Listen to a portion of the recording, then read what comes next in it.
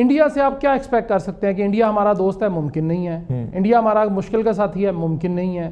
India سے ہم تجارت کریں گے، وہ کیا ہمیں معافی دے گا؟ ممکن نہیں ہے. ہمارے سے وہ فائدے لے گا، ہمیں کبھی فائدہ دے گا؟ ممکن نہیں ہے. انڈیا کی ایک سائیکالوجی اپنی ہے، اس کی سائیکی بھی اپنی ہے، اس کا اپنا فائدہ ہے. ہمیں آج تک تو پاکستان کے وجود کو تو اس نے تسلیم نہیں کیا، وہ ہمیں ان کے لوگوں کو کیسے تسلیم کرے گا؟ وہ باؤنڈریز ماننے کو تیار نہیں ہے. روزانہ اب ایل او سی پہ ہم بات کرتے ہیں، وہ ایل او سی کو مانتا ہی نہیں ہے. وہ کہتا ہے جی ایل او سی تو اسی طرح ہی ہے، ہم نے تو پتہ نہیں کون سا کمیشن تھا، اس میں یہ ہمارے ساتھ جاتی ہوگی.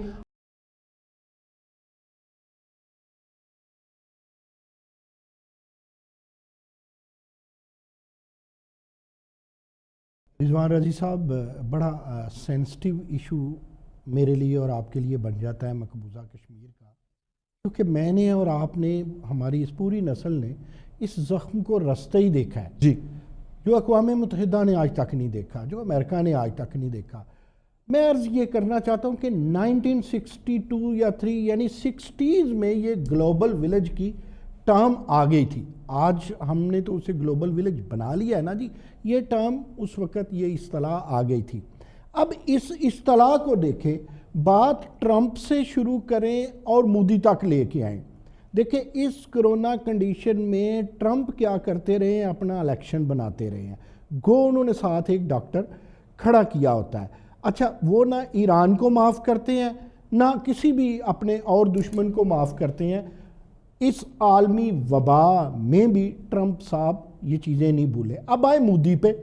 اچھا، اب بھارت جو ہے، اب وہ ہندوازم مقبوضہ کشمیر کو، کیا وہ تو آزاد کشمیر کو بھی ہڑپ کرنا چاہتا ہے. ان کے لیے وبا ہو، ان کے لیے اپنے اندر کوئی ملکی انارکی ہو، داخلی معاملہ ہو، خارجی معاملہ ہو، ہندو کا غصہ جو کرونا پہ نکلنا چاہیے وہ بھی کشمیریوں پہ نکلتا ہے.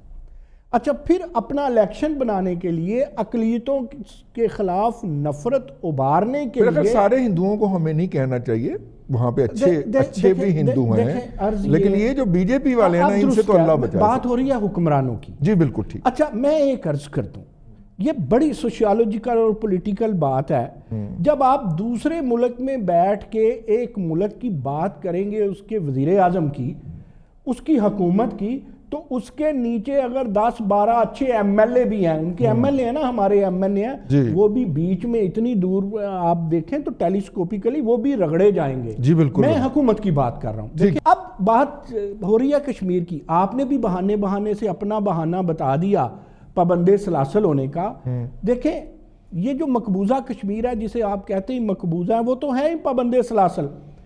اس وبا میں مودی کو شرم آنی چاہیے تھی. ایک اس کا پاؤں جو ہے وہ آپ دیکھیں نا کشمیر پہ ہے، ادھر سے کوئی شرارت نہیں ہوتی، وہ شرارت خود کریٹ کرتے ہیں، وہ اپنی اٹینشن ڈائیورٹ کرنا چاہتے ہیں. آپ نے دیکھا انڈیا سے ایسے بھی شوشے نکلے کہ وبا ہے ہی نہیں جی، وبا نقصان نہیں پہنچائے گی. ایسا نہیں ہے، یہ کرونا ہے، اس کو کوئی ویزا نہیں لگوانا پڑتا. ان کے لیے کشمیریوں کو تنگ کرنا، جو آپ نے بات کی، عربوں کو تنگ کرنا کوئی مسئلہ نہیں ہے، لیکن قصور پاکستان کا بھی ہے اور قصور عربوں کا بھی ہے. ہم ان کو ویلکم کہتے ہی کیوں ہیں؟ مجھے بتائیں، اس وقت ہماری قیادتوں کی جو عقل ہے وہ گھاس چرنے چلی گئی ہوتی ہے، بعد میں ہم پیٹتے ہیں، ماتم کرتے ہیں کہ ہندو نے یہ کر دیا. موزی، مجھے یہ بتائیے، موزی یا موزی سے پہلے لوگوں نے آپ کے ساتھ اچھا کب اور کس وقت کیا تھا؟ بالکل ایگزیکٹلی. آپ نے ان سے کبھی ایکسپیکٹ کیوں کر؟ اس معاملے میں کہتا ہوں پاکستان آرمی زندہ باد، کبھی انہوں نے ہندو سے اچھی توقع نہیں رکھی. بالکل ٹھیک ہے. انڈیا سے آپ کیا ایکسپیکٹ کر سکتے ہیں کہ انڈیا ہمارا دوست ہے؟ ممکن نہیں ہے. انڈیا ہمارا مشکل کا ساتھی ہے؟ ممکن نہیں ہے. انڈیا سے ہم تجارت کریں گے، وہ کیا ہمیں معافی دے گا؟ ممکن نہیں ہے. ہمارے سے وہ فائدے لے گا، ہمیں کبھی فائدہ دے گا؟ ممکن نہیں ہے. انڈیا کی ایک سائیکالوجی اپنی ہے، اس کی سائیکی بھی اپنی ہے، اس کا اپنا فائدہ ہے. وہ بنیا ہے، اس نے ہمیں کبھی اچھا کام اس نے نہیں کرنے دینا. وہ ہمیں آج تک تو پاکستان کے وجود کو تو اس نے تسلیم نہیں کیا، وہ ہمیں ان کے لوگوں کو کیسے تسلیم کرے گا؟ وہ باؤنڈریز ماننے کو تیار نہیں ہے. روزانہ اب ایل او سی پہ ہم بات کرتے ہیں، وہ ایل او سی کو مانتا ہی نہیں ہے. وہ کہتا ہے جی ایل او سی تو اسی طرح ہی ہے، ہم نے تو پتہ نہیں کون سا کمیشن تھا، اس میں یہ ہمارے ساتھ جاتی ہوگی. آج بھی پاکستان کے جو علاقے ہیں بھارتی تسلط میں ہیں، جس میں مقبوضہ کشمیر بھی ایک ہے. فیروز پور ہمارا ہے، پنجاب کے اندر، پنجاب کا بہت سارا حصہ ہمارا ہے. وہ ہمارے ملنا چاہیے تھا. میں تو کہتا ہوں حیدرآباد، دکن، جوناگڑھ اور مناودر بہت سارا ہے، سندھ کے ساتھ جو علاقے لگتے ہیں بہت سارے ادھر بھی ہیں.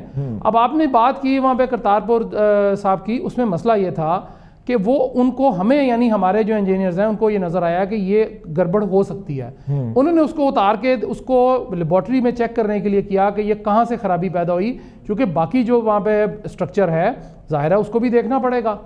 اس کو اٹھا کے اس کو اسٹرکچرل اس کی اسٹڈی کے لیے اس کو اتارا گیا کہ اگر اس میں کوئی دراڑ آ گئی ہے یا یہ خرابی ہو رہی ہے تو کیوں ہو رہی ہے. اس کے اوپر جو ہے بھارت نے، دیکھیں بھارت کے آپ اپنے مندروں کے جا کے حال دیکھ لیں، ان کے بہت برے حالات میں ان کے جو بھگوان ہیں وہ رہتے ہیں. ہمارے پاس تو بہت اچھے حالات میں بابا گرو گرنتھ صاحب رہتی ہیں جی. ان سے تو ہم نے ان کو پوری باعزہ طریقے سے ہم جب جاتے ہیں اشر کیا انہوں نے. ہاں جی جی بابری کی بات نہیں کرتے نا، بابری کے ساتھ جو انہوں نے دانستن کیا. جی میں ادھر ہی آ رہا تھا. جی ادھر ہی آ رہے ہیں. میں ادھر ہی آ رہا تھا کہ ہم تو ان کے جو مندر ہیں، ان کے جو گردوارہ صاحب ہیں، ان کی ہم نے تزئین و آرائش میں کوئی کسر نہیں چھوڑی.